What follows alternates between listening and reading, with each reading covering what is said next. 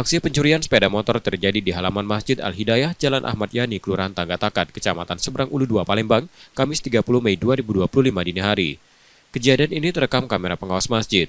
Pelaku yang datang seorang diri terekam masuk ke area parkir lalu merusak kunci motor milik salah satu jemaah dengan menendangnya. Setelah berhasil membobol kunci, pelaku mendorong sepeda motor tersebut keluar area masjid. Diduga pelaku tidak bekerja sendirian. Motor kemungkinan dibawa kabur dengan bantuan rekannya yang menunggu di luar lokasi.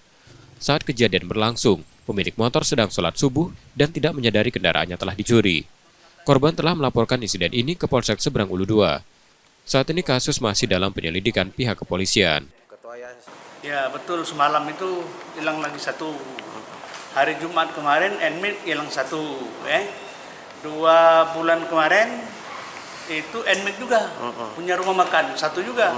Jadi dalam 2 bulan ini sudah 3 unit hilang di Masjid Al-Hidayah ini. Dijaga nggak hilang. Kalau sudah tidak dijaga, yang jaga di sholat hilang.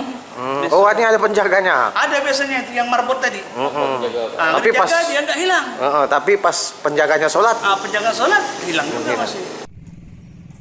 Pencurian kendaraan di masjid tersebut tercatat telah terjadi 3 kali dalam 2 bulan terakhir dan membuat para jemaah resah. Yudi Kiswanto, Kompas TV, Palembang, Sumatera Selatan.